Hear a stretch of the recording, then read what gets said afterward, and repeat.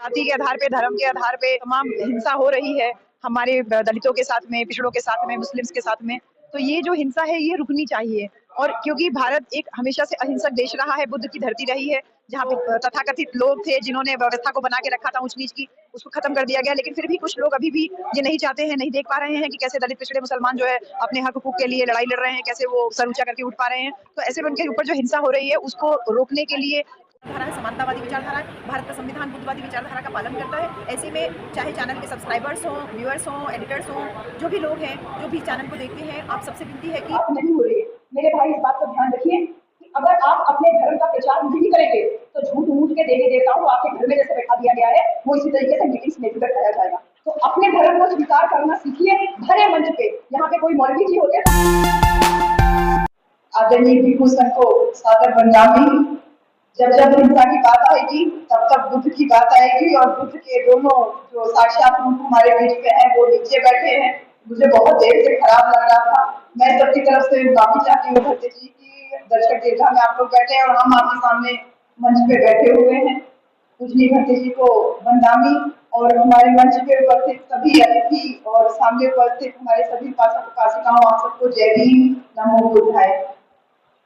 इतनी सारी बातें सुन ली तो समझ में नहीं आ रहा था कि क्या क्या बातें आपसे करें, क्योंकि गांधी प्रेक्षागृह है, किसी ने गांधी का नाम नहीं लिया, इसलिए मैंने सोचा कि हम गांधी से बात शुरू करेंगे। हम यहाँ ही बैठा हुए हैं हिंसा की बात करने के लिए कि हिंसा मुक्त भारत कैसे हो। तो सबसे पहले गांधी जी का दिमाग में आता है कि प्रेक्षागृह गांधी के नाम पे है। तो गांधी जी ये बात कहते थे कि सिद्धांत के बिना राजनीति जो है वो मृत देह के समान है, जिससे केवल गंध ही निकलेगी। तो वो बिना सिद्धांत की राजनीति का कोई मतलब किसी सपोर्ट नहीं करते थे। किसी भी प्रकार की हिंसा हो, शारीरिक हिंसा, मानसिक हिंसा, उसके वो खिलाफ रहते थे। तो बाबा साहब हमेशा दलितों की, पिछड़ों की, अछूतों की बात करते थे। तो गांधी जी ने बाबा साहब से एक बार कहा कि डॉक्टर अम्बेडकर आप दलितों को भड़काने का काम कर रहे हैं, इस तरीके से समाज में आप विघटन पैदा कर रहे हैं, आप उनके लिए एक अलग से नेता बनने की कोशिश कर रहे हैं, तो समाज में इससे ज्यादा हिंसा ही फैलेगी, इससे टूटा नहीं होगी, आपका काम विध्वंसकारी है। तो बाबा साहब ने उनको बुलाया कि ठीक है आइए इस पे वाद विवाद कर लिया जाए। तो गांधी जी से बाबा साहब ने पूछा कि आप ये बताइए कि समाज में शांति कैसे कायम हो सकती है। मैं टॉपिक की ही बात कर रही हूँ, टॉपिक से आधार नहीं बात करूंगी, इतना नहीं बात करूंगी। समाज में शांति कैसे कायम होती है? गांधी जी ने जवाब दिया कि जब समाज में न्याय होता है तो समाज में शांति कायम होती है। बाबा साहब ने कहा ये जमाना बहुत तेजी से बदल रहा है, ये मॉडर्न युग की तरफ बढ़ रहे हैं, यही दुनिया में लोग कहाँ कहाँ पढ़ लिख के आगे बढ़ रहे हैं, अपने हक अधिकारों को ले रहे हैं, और इस भारत देश में हमारे लोग पढ़ने के लिए मोहताज हैं, उनको पढ़ने का अधिकार नहीं है, न्याय मिलना तो बहुत दूर की बात है। तो ऐसे में आप कैसे शांति की बात कर सकते हैं?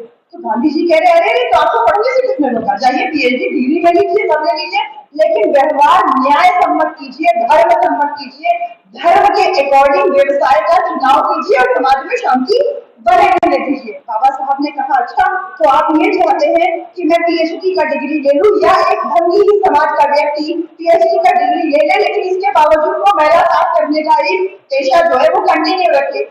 गांधी जी ने कहा जो वर्ण व्यवस्था के बिल्कुल समर्थन थे, उन्होंने कहा देखिए समाज में मैं वर्ण व्यवस्था को मानता हूँ, समाज की शांति बने रहने के लिए वर्ण व्यवस्था का बना रहना बहुत आवश्यक है और इसीलिए उसको महिला ढूंढने का काम जरूर करना चाहिए। तो बाबा साहब ने उनको सीधा सीधा जवाब दिया, दो जवाब दिया कि आप वो करिए जो आपके धर्म सम्मत है, जो आपका धर्म गवाही देता है, मैं वो करूंगा मेरा धर्म मुझे गवाही देता है, मेरा धर्म है, मेरा कर्तव्य मानवता है और मानवता को मानव के हैसियत तक लाना मेरा उद्देश्य है।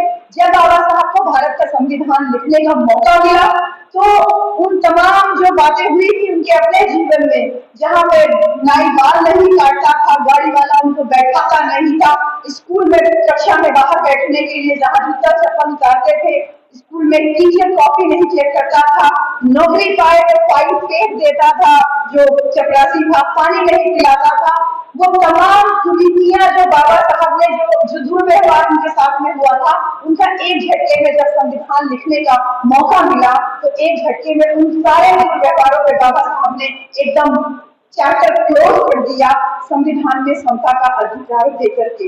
लेकिन इसके बावजूद कुछ लोग अभी भी द्रोणाचार्य के समर्थक हैं।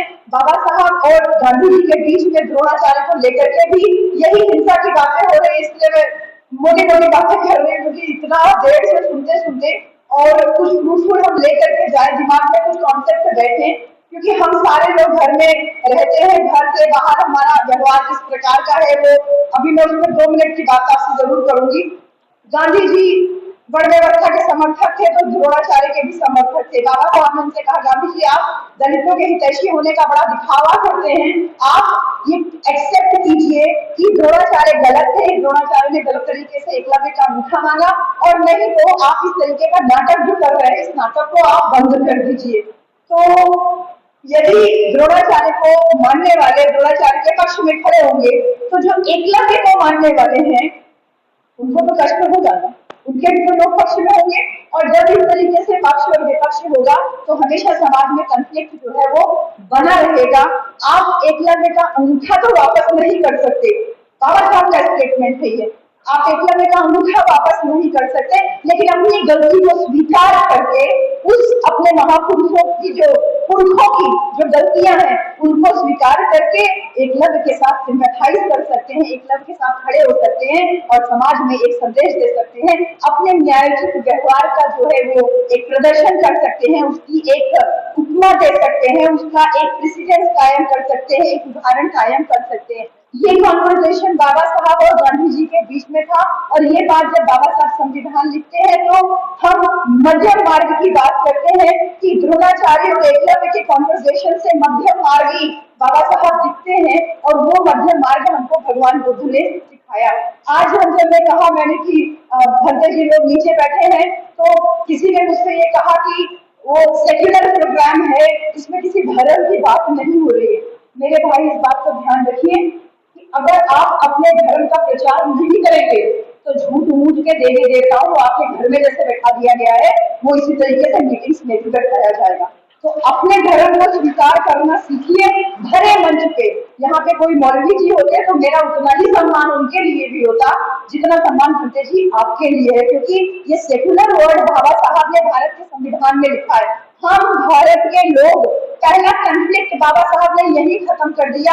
हम भारत के लोग भारत को एक संपूर्ण प्रभुत्व संपन्न, जब बोल रहे हैं सोशलिस्ट सेकुलर रिपब्लिक डिक्लेयर हमने एक्सेप्ट किया और उसके बाद वो करते हैं कि हम आत्म अर्पित करते हैं।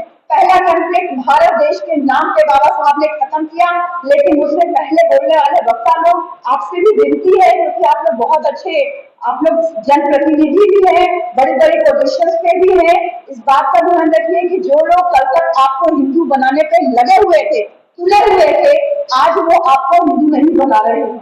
उनका फोकस चेंज हो गया है, क्योंकि हमने बहुत सारे मुस्लिम्स को भी और हमारे भी समाज के लोगों को हमने ये देखा है खुलेआम बोलते हुए हिंदुस्तान हिंदुस्तान भारत की जगह। पहला कॉन्फ्लिक्ट बाबा साहब संविधान की प्रस्तावना से दूर करके, इसको जरूर ध्यान रखिए, we the people of India, और बाबा साहब कहते हैं by India I mean Bharat. India की बात बाबा साहब करते हैं, उसका हिंदी ट्रांसलेशन वो भारत देते हैं। इंडिया की बात आपको हमको करनी है। ये जो लोग हमारे ऊपर हिंसा कर रहे हैं और जिन लोगों को समझाने के लिए हम हिंसा के बदले हिंसा करने के पक्ष में कभी नहीं रहे, क्योंकि हम बुद्ध के अनुयायी हैं जिसने अपनी वाणी के दम पे देश भर में और पूरी दुनिया में अपना परचम लहराया हुआ और आज तक हमारे प्रधानमंत्री तक उनका नाम लेने के लिए मजबूर है। तो हम वाणी का जवाब वाणी से ही देना चाहते हैं कि आपको क्या लगता है कि अब वो हिंदुस्तान ऐसा लगता था ना कि तो वो देश पहले चेंज करके हिंदुस्तान करेंगे, लेकिन शायद आप इस बात को अब सोचिए कि अब वो हिंदुस्तान नहीं कर रहे, सनातनी संस्कृति की बात कर रहे हैं। वो सनातनी संस्कृति की बात कर रहे हैं क्योंकि उनको इस बात का भय हो गया है कि हिंदुस्तान के बगल में पाकिस्तान है और पाकिस्तान के बगल में अफगानिस्तान है, उसके बगल में उज्बेकिस्तान है, उसके बगल में कजाकिस्तान है। तो पूरी दुनिया में जब पाकिस्तान वाला बात चलेगा तो जब हिंदुस्तान हो जाएगा तो जाने की भी कोई माइनॉरिटी कंट्री है, मुस्लिम कंट्री है। वो जहां तक सोच रहे हैं आप वहां तक सोच भी नहीं पाओगे। मीटिंग कर लो, बात कर लो, 4-5 लोग बोल लो, कुछ लेके जाओ, ये दिमाग में रखो। तो देश का नाम हमें सही से रखना है, क्योंकि अब वो एडमेंट है एक नए तरीके की हिंसा समाज के बीच में लाने के लिए, और वो है भारत देश के नाम के ऊपर कंफ्लिक्ट पैदा करना है। वो अब कह रहे हैं देश का नाम भारत होना चाहिए। क्यों भारत होना चाहिए? जब बाबा साहब ने इंडिया बोला है तो इंडिया इंडिया होना चाहिए। भारत से एक चीज ये भी आती है, इंडिया जब हम बोलते हैं, इंडिया माता नहीं होती, इंडिया पिता भी नहीं होता, लेकिन भारत जब होता है तो भारत की माँ की बात, मतलब भारत की माँ की बात होती है, भारत माता की बात होती है। तो जब माता की बात होती है, उससे एक जेंडर की बात आप करते हो और उसके साथ ही साथ आजाद भारत करोगे, कल को आप भारत कर सकते हो कि BHARAT है, तो that will be pronounced as Bharat, not Bharat. Bharat में BH डबल ए होना चाहिए, वो कुछ भी कर सकते हैं। शासन सत्ता जिनके हाथ में है, ऐसे लोगों ने आपके मीडिया को कंट्रोल किया है, पत्रकारों को कंट्रोल किया है, कवियों को कंट्रोल किया, फिल्म मेकर्स को कंट्रोल किया है। अग्निहोत्री जैसे लोग कश्मीर फाइल बना करके पूरे देश में हिंसा का माहौल पैदा किए हैं कि लोग हॉल में बैठ करके एक दूसरे के ऊपर हिंसा कर दे रहे हैं। कितना इनटॉलरेंस समाज में पैदा कर दिया गया है, और ये इनटॉलरेंस को केवल और केवल मध्यम मार्ग के माध्यम से ही आप रोक सकते हो, और वो मध्यम मार्ग बुद्ध का मार्ग है। बुद्ध के समय में भी, बुद्ध ने जब संघ का निर्माण किया उस समय भी हिंसा होती थी, क्योंकि बुद्ध का शासन बहुत बड़ा था, संघ बहुत बड़ा था, तो संघ में कंफ्लिक्ट होना जायज था। बुद्ध ने उस कंफ्लिक्ट से निपटने के लिए भी पूरी व्यवस्था की हुई थी कि अगर आप से कोई गलती हो जाए तो आप पहले उसको कन्फेस कर सकते हो। भिक्षु जो है भिक्षु संघ के सामने कन्फेस करता था, जैसे पादरियों के सामने चर्च में कन्फेशन होता है, वैसे भगवान बुद्ध ने अपने संघ में व्यवस्था की थी कि आप अपनी गलती को स्वीकारिए, और यदि कोई भिक्षु गलती नहीं स्वीकार करता था तो उसमें कमिटीज बनाया था भगवान बुद्ध ने। वो सेलेक्ट कमिटी थी जिसमें 10 घंटे लोग होते थे और वो डिसाइड करते थे कि जो इसने किया या कहा वो गलत था या सही था, और वो 10 घंटे की जो कमिटी थी वो एक मॉनिटरिंग कमिटी थी, वो उनको सेलेक्ट करती थी। यानी पूरे गणराज्य का जो सिस्टम था वो बुद्ध के समय से ही चला आ रहा है। तो बाबा साहब डॉक्टर अम्बेडकर खुद जिन मानसिक, शारीरिक और शैक्षिक आर्थिक हिंसाओं के खुद शिकार हुए, उसका उन्होंने रिजल्ट, उसका उन्होंने हमें सोल्यूशन कितने सुंदर तरीके से दिया। और ये नमस्कार, आप देख रहे हैं द बुद्धिस्ट टाइम्स टीवी। इस वक्त मैं मौजूद हूं गांधी भवन प्रेक्षागृह में, राजधानी लखनऊ में। मेरे बीच प्रोफेसर डॉक्टर इंदु चौधरी जी हैं, ये बहुजन चिंतक हैं और आज हिंसा मुक्त भारत कार्यक्रम में आई हुई हैं। सबसे पहले मैम स्वागत है the Buddhist times TV channel पर। बहुत बहुत शुक्रिया आपको, और नमो बुद्धाय, जय भीम सभी दर्शकों को। मैम हम चाहेंगे कि आज का ये जो कार्यक्रम का जो मुख्य विषय था इस पर जो है संक्षिप्त में जो है द बुद्धिस्ट टाइम्स टीवी के दर्शकों को बताएं। देखिए, हिंसा जो जाति के आधार पे, धर्म के आधार पे, लिंग के आधार पे जो तमाम हिंसा हो रही है हमारे दलितों के साथ में, पिछड़ों के साथ में, मुस्लिम्स के साथ में, तो ये जो हिंसा है ये रुकनी चाहिए। और क्योंकि भारत एक हमेशा से अहिंसक देश रहा है, बुद्ध की धरती रही है, जहाँ पे हिंसा का कभी स्थान नहीं रहा है। भारत के संविधान बनने के साथ में वो सारे जो तथाकथित लोग थे जिन्होंने व्यवस्था को बना के रखा था ऊंच नीच की, उसको खत्म कर दिया गया। लेकिन फिर भी कुछ लोग अभी भी ये नहीं चाहते हैं, नहीं देख पा रहे हैं कि कैसे दलित, पिछड़े, मुसलमान जो है अपने हक हुकूक के लिए लड़ाई लड़ रहे हैं, कैसे वो सर ऊंचा करके उठ पा रहे हैं।